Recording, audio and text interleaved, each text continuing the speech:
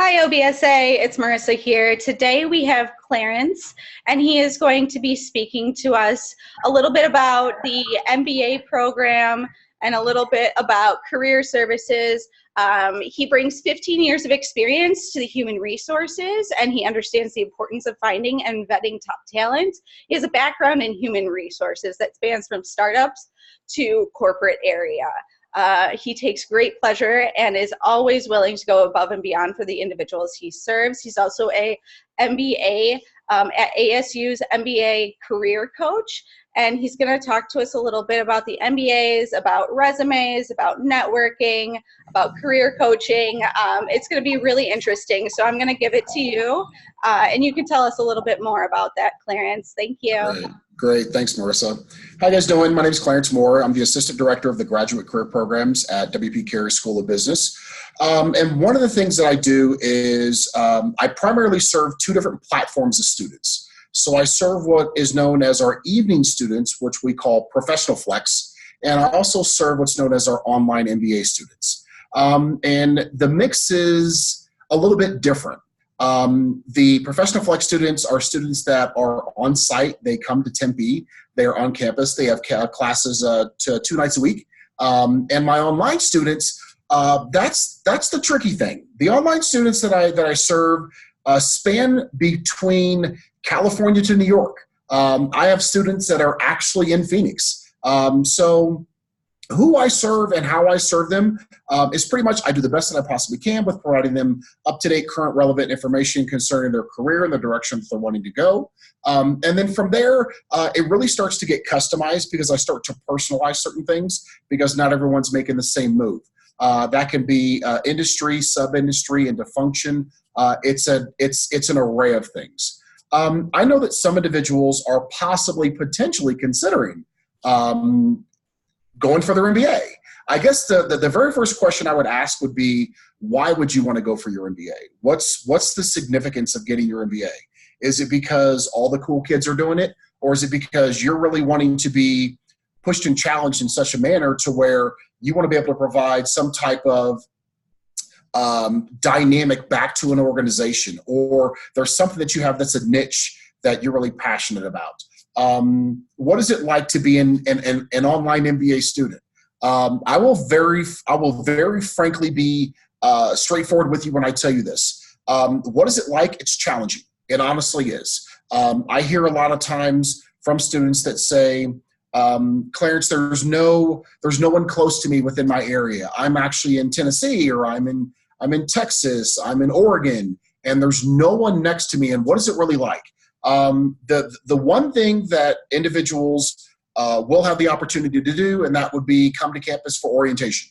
We strongly encourage students to do that because now you're able to collaborate with all the other students that are going to be a part of your groups, that are going to be within the program yourself, within your cohort. From there, that's where individuals start to break off, and you still have opportunities to stay engaged with other classmates. Some individuals feel that that's kind of a challenge. I know one thing that we encourage our students to do. They will log into WeChat. They will do the best they can to stay connected that way. Another thing that I do to help individuals really start to navigate and figure out who out there, could I connect with? Who could I collaborate with? And that's to use LinkedIn. A lot of individuals are currently using LinkedIn, but I'm not for sure if they're using LinkedIn the way that I coach a lot of my students, like Rachel, to use LinkedIn. You can use it for, information gathering. You can use it, for, definitely research to ensure that I am making the right, career decision. If I were to go back to school and get my MBA because I want to go into supply chain, or I want to go into procurement, or I want to go into finance. It's definitely making sure that individuals have what they need and that they're equipped before they make that decision. Because let's be honest, you're talking 2 years of your life that is going to be challenging. It is going to push you in such a manner to where you are currently possibly a working professional. So you're working an 8 to 5. Then you have to come home and you have to worry about a class project that you have to be privy to. You have to do a small portion of that. Plus you have reading that you have to get taken care of. And there's so many moving components that can be challenging. But that's where, once again, I think networking with other students to figure out what are they doing to stay ahead of the curve. I know a lot of things that we do on campus to make sure that students are doing so. I do offer several sessions here and there, depending on the cohort.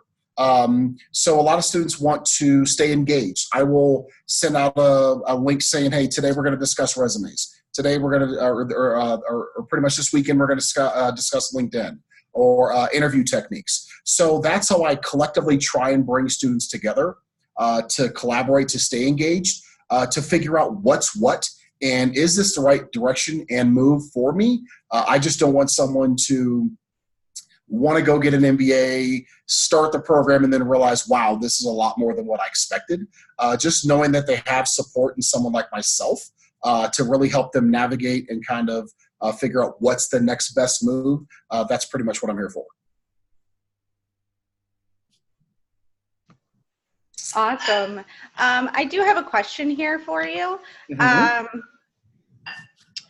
You know, talking about MBAs and the benefits, do you see kind of more employers being impressed by the fact that students have an MBA versus just an undergrad? Or, you know, what can you tell us about, you know, finding a job with an MBA on your resume? From what I've seen so far, the dynamic between the two has primarily been this. And I'll break it down for you in a couple of different phases. Coming in as an undergrad and being able to be exposed to the culture of an organization is great. Some of the projects that you work on, they're meaningful for the actual organization. They definitely are. But you may feel like, you know, I want to be challenged more. I really want to be pushed to tackle, you know, real world application of what's really happening within the organization. Is there a difference between what one studies and what they're able to bring to an employer and what an employer finds viable from an undergrad to a grad? Yes. We deal with a lot of employers that will ask us, you know, about curriculum. That is one major component. For example, the last large staff meeting that we had was with an organization, a small organization by the name of Walmart.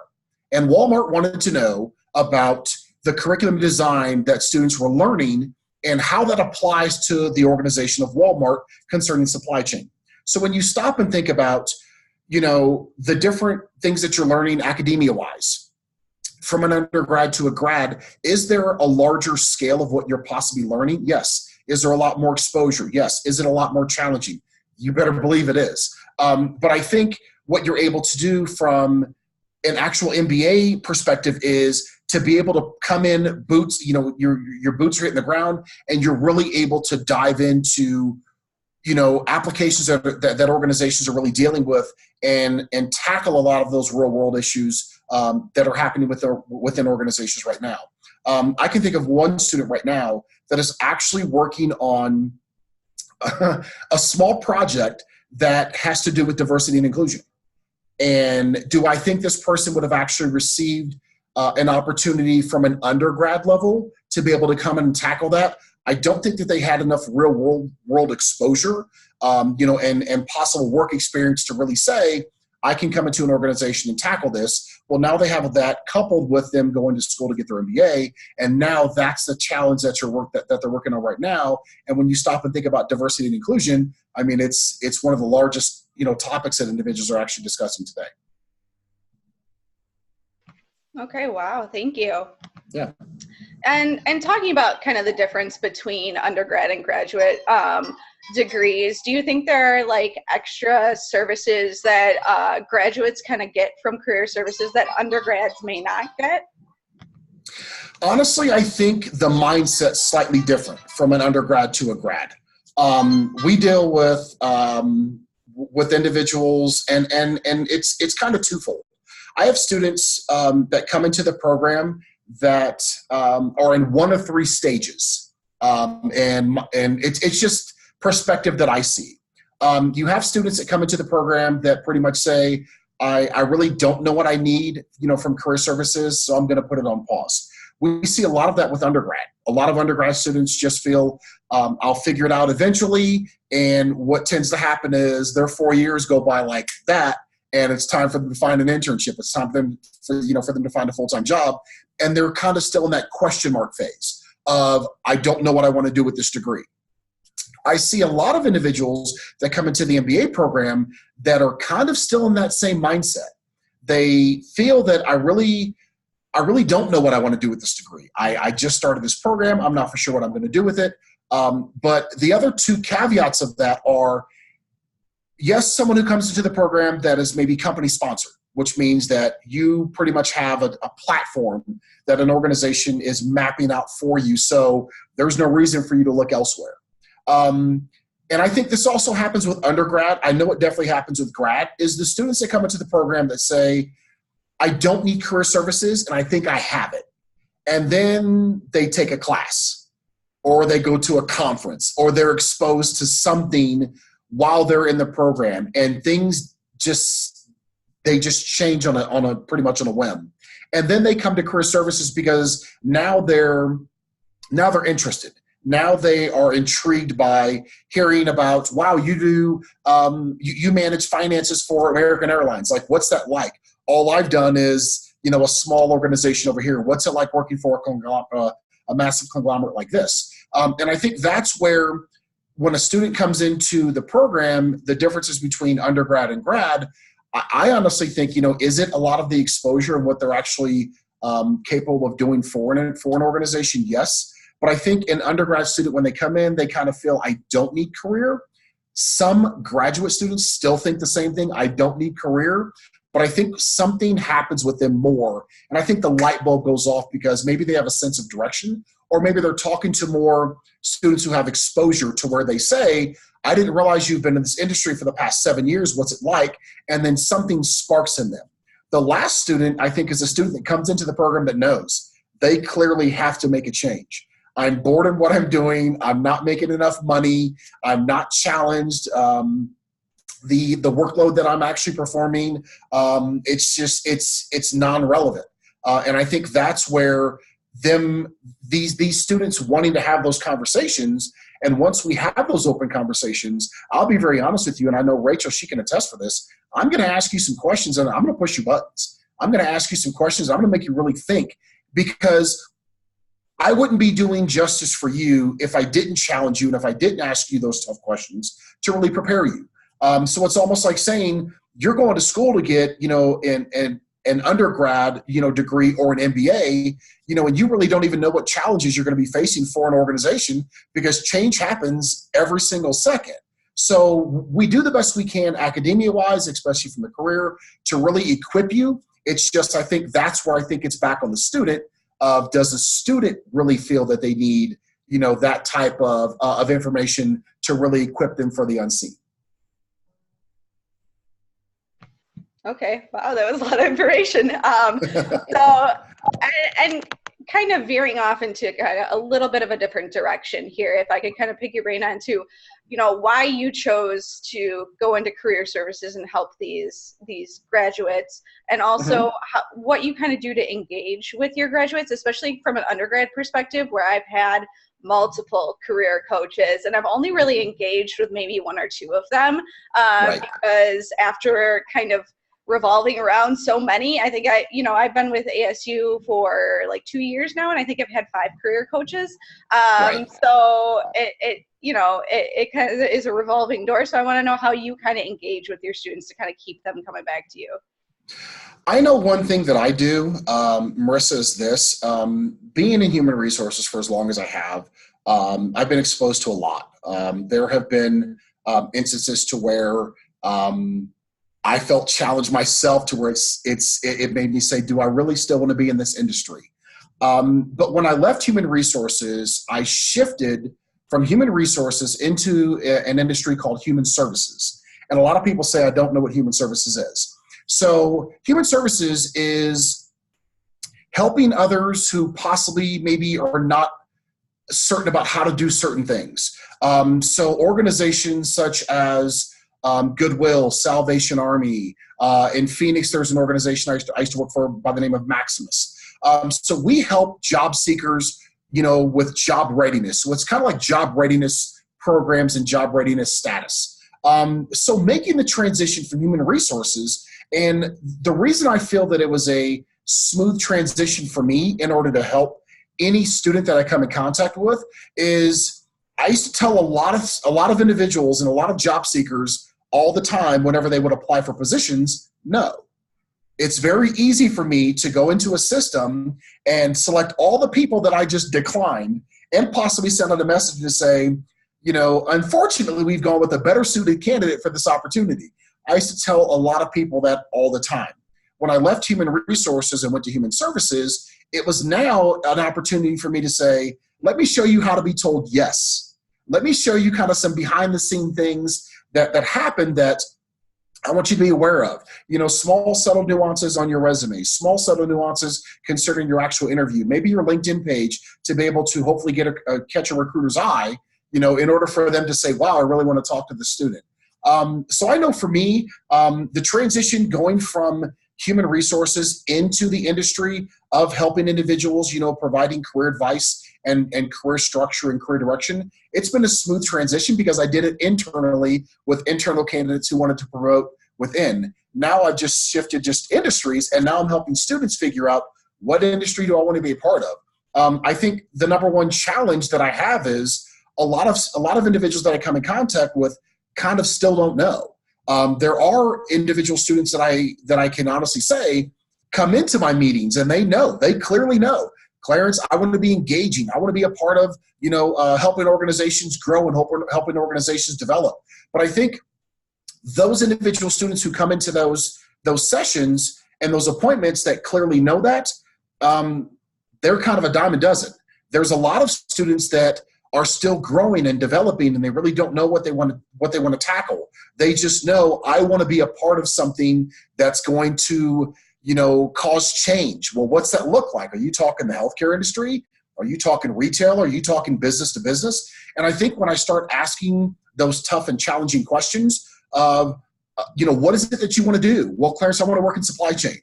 Well, where? Because supply chain's everywhere.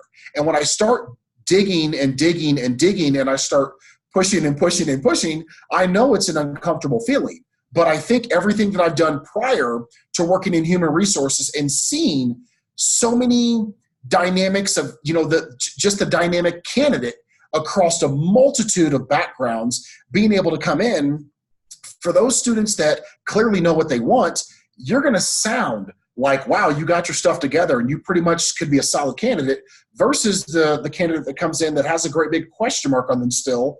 And us as recruiters and hiring managers still say, I don't think that you're a solid fit. I think you still have some discovering to do to figure out what it is and what you're wanting to do. So I think a lot of what I've learned in the past has really helped me direct students, into what direction they want to go. But it pretty much has to be a 50-50 merger, because there's a lot of students that are going to come to me and say, I still don't know. Then we still have some digging to do, because if you make the wrong choice and then you leave that job, you're right back to being a job seeker again. And now you have a short stint on your resume, which now you look like a job hopper. So I push buttons to really help individuals uncover and discover things about themselves, so their career trajectory is moving upward, and it's not stuck and stagnant and pause because they constantly hop and they move positions and careers. And then also, because you mentioned, some students come into the program and they already kind of have their path mapped out for them with their organization. So I'm assuming a lot of people that go for their MBA, a fair amount of them have jobs already. Do you see a lot of them kind of being promoted while they're still going for their MBA? And is it usually in the direction that they want to go in as well? There's actually a small handful of students that are being promoted within their organizations. And this is something that I mentioned in orientation. And for any other student that works in human resources, or you have friends or colleagues that work in human resources, ask them these tough questions to see if they would be able to provide you some type of insight. So the tough thing about it is this. How do I say this? The number one reason that individuals, at least I feel, that go back to school to get their MBA is because Yes, they want to be challenged, but yes, they want to be able to earn a decent wage. And what happens is they start conducting research and they start seeing that other students are making, oh my gosh, you're making $80,000 a year. You're making $90,000 a year. You make six figures. Are you serious? And they say, yes, my MBA helped me get to where I needed to go. And it's like an immediate light bulb that goes off that says, if I get my MBA, I'm gonna make six figures. That's not always guaranteed. But what happens is some students come into the program, they've already spoken to their employer and they want to stay with their organization. The downside with that is, change happens all the time. And there's no guarantee that an individual is going to be able to make the kind of money that they would like post-MBA. So sometimes their organizations can compensate them and they can put them on a trek to where they can stay there. They're able to make a solid living and earn a solid wage and be very engaging with the work that they perform. But sometimes there's those students that will come to me that say, hey, Clarence, you remember that time when you told me that my organization might only pay me, maybe a 3 to 5% bump? I only got a 1.5% bump. I didn't even get that. And then they start to get a little bit frustrated because they say, I spent the last 2 years working and grinding to earn my MBA, and I feel that my employer doesn't value that. And the first thing they tell me is, I want to leave. It's my job to support the student. I don't work for these organizations. I work for the student. And at that point in time, that's where I'll ask the students some tough questions. Do you want to make a shift to where you stay in the same industry, the same type of title? Are you wanting a different title in a different industry? How hard is this shift going to be? And what transferable skill sets are you bringing to do so? So I think it really just depends on the student and where they're at. There's just a lot of times to where, the students' hopes and dreams of staying within the organization because they love the culture, they love their coworkers. It doesn't work out like that. Things shift and things happen to where they say, I don't feel that my employer values me anymore, and I don't think that they value me going to school to get an MBA. And now they have to leave their organization to go find another position to come in making the kind of money that they really want to make. Which I think in the end can be very valuable, taking that step back to move forward. For some of our members that may be interested in receiving an MBA and are still undergrads at this point in time, what would you recommend for them to be successful in receiving that or getting into the MBA program with ASU? I know one thing that I would encourage individuals who are possibly considering and contemplating an MBA. If you are currently an ASU student, which you are, if you're wanting to become what's known as a double devil, then I would encourage you to start, speaking to those individuals who are currently in the actual program. Like, I would rather you, ask another student, like, hey, what's it really like? I don't want a student to come to someone like myself or come to, a faculty member or someone in student services and say, hey, I'm really thinking about going back to school to get my MBA. What do you think? I really want you to really ask another student. I know the number one tool that, once again, I would encourage individuals to use. You can actually, if you're a current student, use LinkedIn. If not, definitely start, getting on WeChat and just seeing who else is out there. I know the way that I have students navigate that is I definitely have them log into LinkedIn. Once they get logged into LinkedIn, I definitely have them click on people. Once they plug in a person's name, they can search by school and they can search by WP Carey. Once they do that, now you're only looking at WP Carey students. And these can be current students. They can be alumni of the program. We can really figure out and say, hey, are you in my area? So like Rachel, for instance, serving Rachel, Rachel's in the state of Washington. And if I am, possibly considering, man, I really want to go back to school to get my MBA, and I'm in Washington and I have no idea who else is in Washington. That's how I would have individuals do that, because I don't want you coming into the program thinking it's going to be a piece of cake. I'm going to go to school and get my MBA.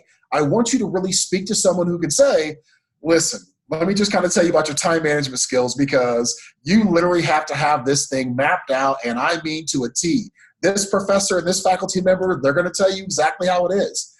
Because I think the more that you're equipped and getting it directly from a student, you're going to be better off. Because if you don't gain that information and then you start to become overwhelmed, I think that's the part where individuals will say, I really don't know if I can do this. And they may start, doubting themselves.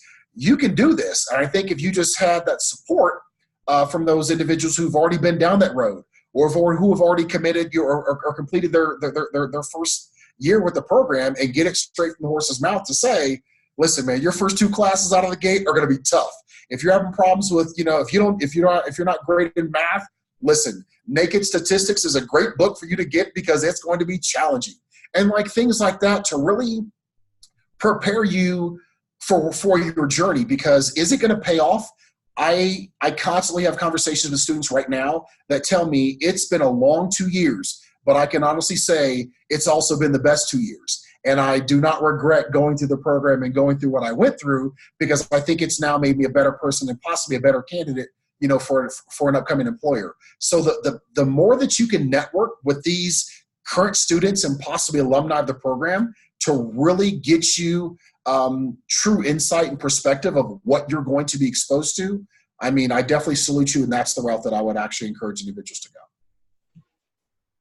And speaking of networking, are there any networking events or other events ASU hosts? I know you recommended going to orientation, because Yes. we are online students, and if they decide to do online MBA with ASU, that you would recommend for them to travel to ASU, or if there are other events, other places where they could network. Do you have any recommendations for that? Actually, I do. And I want to be able to show you guys something really quick. So let me share my screen. Let's do this. Let's do this. Let's share that. Okay, so let me pull up. Where's my screen at? Here we go. No, where's it at? Here we go. Okay, so I'm going to show you guys just something really quick. It's actually on ASU's homepage. Can you guys see my screen? Yes, I can. Yes, I can. Gotcha. Sorry. Okay, so with this being ASU's basic main page, asu.edu, for those students who feel like they still want more, this is where I would go to alumni. Now, here's the kicker. I know that you're a current student. It makes sense. Like, why would I be going to an alumni page? That makes no sense. But let me kind of walk you through this. I would go alumni. Once you get here, you're going to scroll down. And you're going to see ASU alumni membership benefits, chapters, and all this stuff. That's where I want you guys to go to, it's to the chapters. Because here's the kicker. Yes, you may live, let's say I'm currently in Denver, Colorado right now. I know without a shadow of a doubt, I have students that are actually in the online program that are in Denver. But the kicker is, who else could I possibly speak to that's maybe in Denver right now that can provide me insight about, what would you do in this business sense? And I mean, not just academia networking, but I'm talking career networking as well. So when you go to chapters, this is what pops up. Okay. So this is where all of our chapters are located within the United States. So you have special interest, you have academic, you have international. So there's Austin, there's Chicago, there's Colorado. There's my Colorado chapter right there. So if I'm in Denver and I can pretty much find out like, hey, Alex, got a question for you. I just joined the program. I didn't know who I can possibly, also network with outside of LinkedIn as well. This would be the route that I would go to really gain that insight. And you're talking, there are a plethora of chapters that we have across the US. And a lot of individuals, I think, don't know this. And this will be information that maybe we might not say in the beginning, maybe of orientation. But if I wanted to pack up and relocate and go to Los Angeles, hey, Eddie, want to touch base with you really quick because I'm considering, a relocation into, Los Angeles. Does your guys' chapter do anything? Would you possibly be able to help me network with someone, that's there because I'm in the tech industry and I want to see who else is in tech there. This would be the route that I would go. And of course, we also have the national chapter as well. Corey's responsible for that. But I think this would give, an additional assistance, to those students who kind of feel there's nothing here for me. And that's great, Clarence, that I can come to the Tempe campus for orientation. But outside of that, what else could I do? Well, hopefully one of these chapters would be in your region. The other thing that I would do, and this is where I wanted to show you guys this, would be if you can do this via LinkedIn. So this is what I would do if I were trying to find someone who's possibly, and this could be another potential student. It could be someone who is currently in the program. They just graduated the program. This could be someone that's graduated the program 10 years ago, but they're a vice president of something, and you go, oh my God, that's the organization I've always wanted to work for. So this is what I would do. So I would log into LinkedIn. I would immediately go to jobs.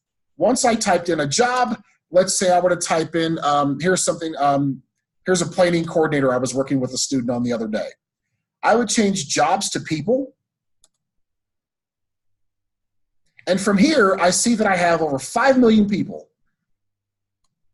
How in the world am I going to know who is possibly related to ASU? I mean, no disrespect to any other school, but I know the schools or someone from New Mexico State University, they don't care about me.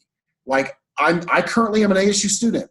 I would go to all filters. A lot of individuals, I'm not for sure if they use all filters or not, but this would be an immediate vetting to figure out who can assist me and who might not be able to assist me. So I would immediately go to all filters. This is what you see when you see all filters. You're going to scroll down, and then you come across schools. So this is where, if you are ASU, then type in Arizona State University, which you see right there. For those students who are within the business school, we're WP Carey. So that's where I would type in W.P.Carey, and you'll see it's still Arizona State University, but it's WP Carey. I'd select that. And then I would click on, let me move this, and I click apply, and I see there's 2,454 students that have something to do with their planning coordinator. This is how you're going to be able to find maybe those students that are already in that space that you want to be exposed to. So there's no reason for a student to struggle. I think it's just going about it the right way and using as many resources and tools as you possibly can. I think the third tool that I would encourage a student to use outside of the alumni page on ASU and LinkedIn is call the university. Like, call the university, get to the right department. We can get you connected. We can at least get you going in the right direction. We might not have all the answers, but at least we can definitely get you exposed to those individuals who might have the right answer. And once again, we just don't want a student to feel that they don't have, additional resources or knowing about different resources. And I think this would be just a way just to help students kind of explore, who's a part of the program, who's been a part of the program, who's doing the one thing that I possibly may want to do if I join the program. Oh my goodness, Patrick Matthews, he's a planning analyst, he's in Phoenix. Hey, Patrick, I see that you're, maybe an ASU student, maybe a former student. Would you be able to meet with me at Starbucks to get a cup of coffee? Would love to be able to pick your brain, or could we have a quick phone conversation? Like, anything that you can do to help prepare and equip yourself, to possibly be a double devil. This would be the way I would go about doing it, is to possibly see who's an alumni to help you possibly relocate if you were to move, to see who's a current student, or just call the office and we can do the best we can to assist you from there. Thank you so much. To backtrack just slightly, just because I did just get another question from someone else here online. Yeah. I'm struggling to decide what master's degree to get. Sorry. I've heard that MBA is better than specializing my master's with an MS. So Okay. Partially because of the critical skills you get with an MBA and the amount of knowledge. So can you give some advice to how to know which direction to go? MS, specializing in the master's, versus an MBA? I can definitely help you with that. And reason being is because I have my MBA and I have my MS. Let me kind of break it down for you like this. A lot of the specialty programs that we have at ASU, are they focused in a certain arena? Yes. So I have a colleague, Mary Fashman. Mary Fashman handles our business analytics students. Well, let's just be honest. We know that data makes the world go round. So if you know, wow, like that's something I think I may want to do, that's why I'm saying definitely reach out to the career services office to speak to possibly that career coach that's responsible for that area. We have I want to say it's 18 different master's degrees that are offered. So if a student says, my goodness, I want to go to school and I want to get an MBA. Yes, an MBA is going to give you everything. It's going to give you finance. It's going to give you, procurement. It's going to give you management. It's going to give you all of the MBA platform and the standards of an MBA. When I went back to school to get my MS, I'll be the first person to tell you, I cannot stand math. I don't like math. Math is my enemy. I can balance my checkbook, and that's about it. That's all you're going to get out of me. So I knew going into my MS, I was not going to have large, components of like statistics and things like that, because that's something that I knew I was not good at. So when I went back to school to get my MS, for me, it was more about theory than it is like a true MBA. So a lot of what I had to deal with was hypotheticals. So my master's degree it's a master's of science in organizational behavior. So my MS is truly about, change management, appreciative inquiry and things like that, to where I'm able to affect an organization slightly in a different manner. So if you want to stop and think about someone that wants to go to school to get an MBA and someone that wants to go to school and get a specialized master's, stop and think about, one, the career direction that you're truly wanting to go. So if you're wanting to solve holistic organization problems, then yeah, probably the MBA is probably the route for you to go.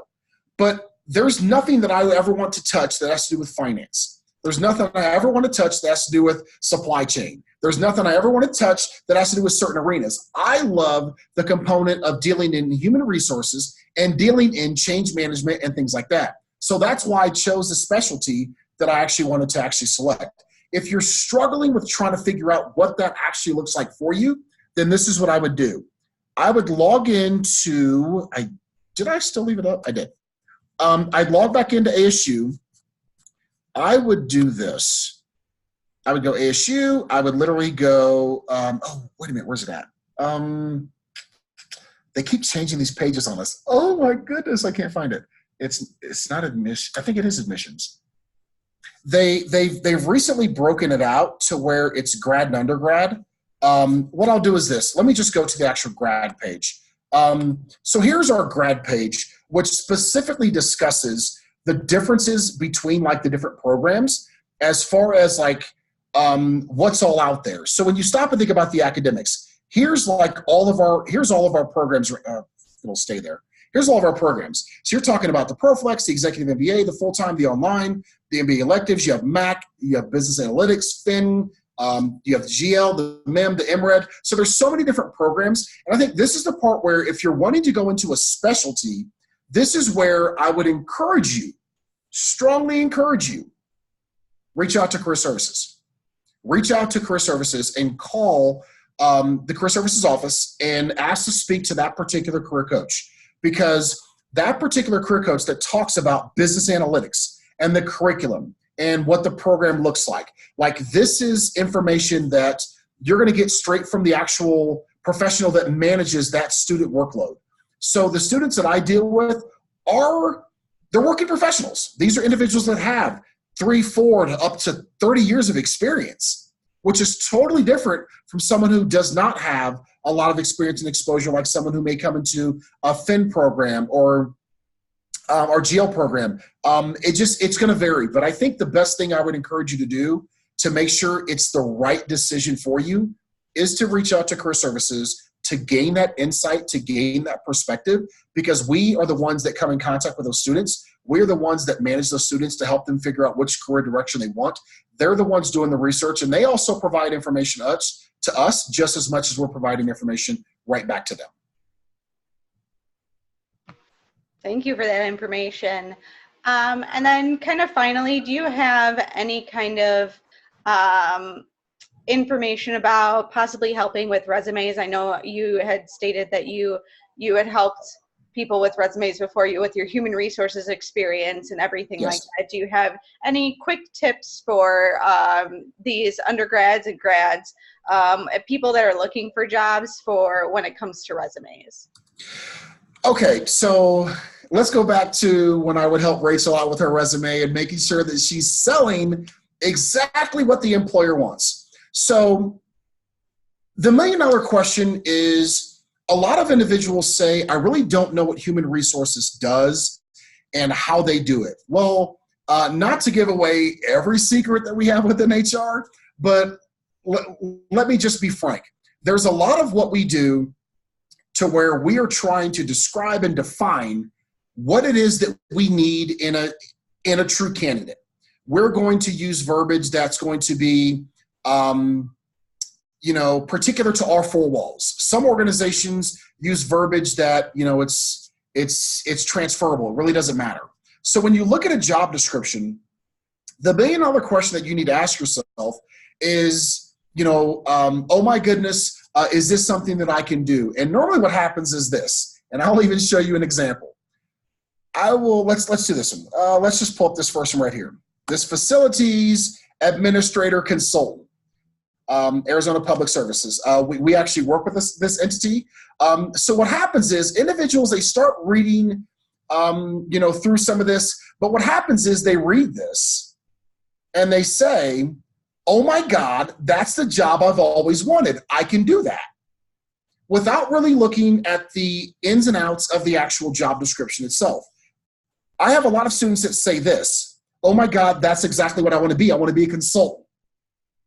And they really don't know the dynamics of a consultant.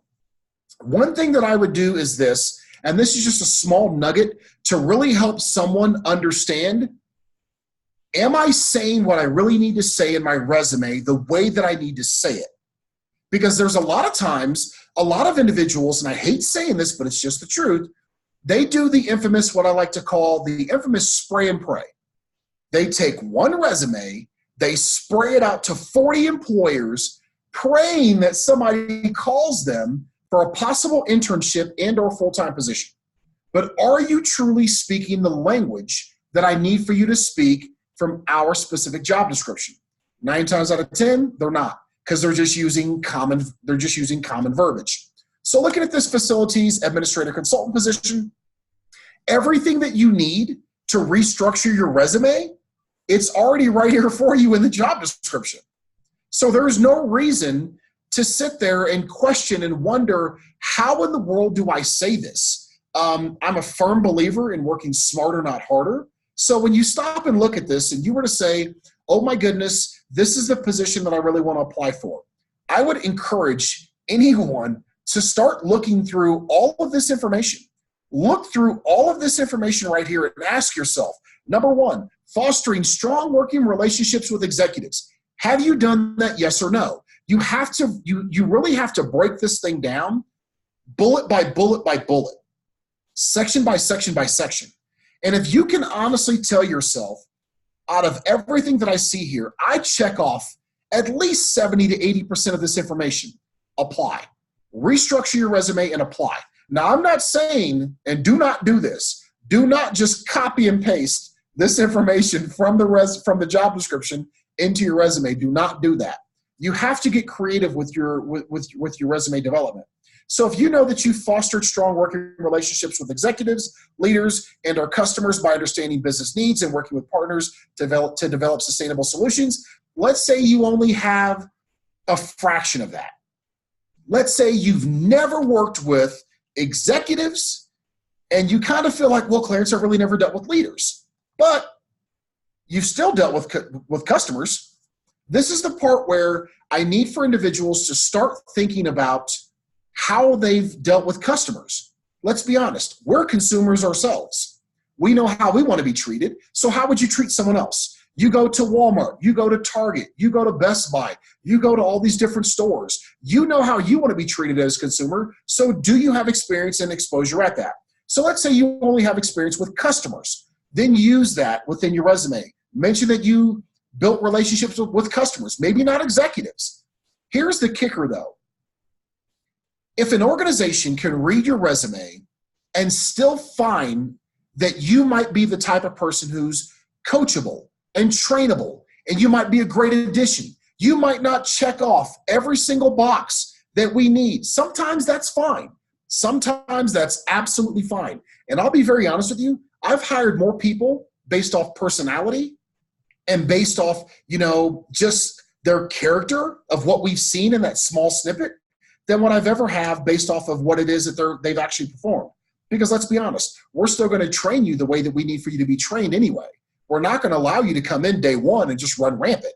We're going to partner you with people to sit down and start doing things. We may ask you, so what exposure have you ever had working with right here, executives, leaders, and customers? Well, let me kind of explain it to you like this. And that's where you can sell back to us the skill sets that we may need within this position. So the number one nugget that I would actually encourage any student that's looking to go for an internship or promote within their own organization or start to explore opportunities outside of there is to literally get it straight from the job description and restructure that verbiage within your resume straight from the actual job description itself. Thank you so much for that. Is there any other, as we kind of wrap this up a little bit, and I really appreciate your time, is there any like last minute tips or information that we didn't hit here that you would really like to say to our members regarding career services, career coaches, MBAs, networking, or resumes? I think the number one bit of advice I would give to anyone right now is knowing whatever direction it is that you're going within your career, don't feel that you have to go at it alone. I know I did that with my undergrad. I didn't go speak to any counselors. I didn't go speak to career. I just went to class and I went to work, and I was just another student. I really wish I wouldn't have done that. At ASU, especially at WP Carey, you're going to have a network of individuals that you can actually leverage. I would encourage you to leverage them. Even though you feel I may not need it, you need to possibly explore it.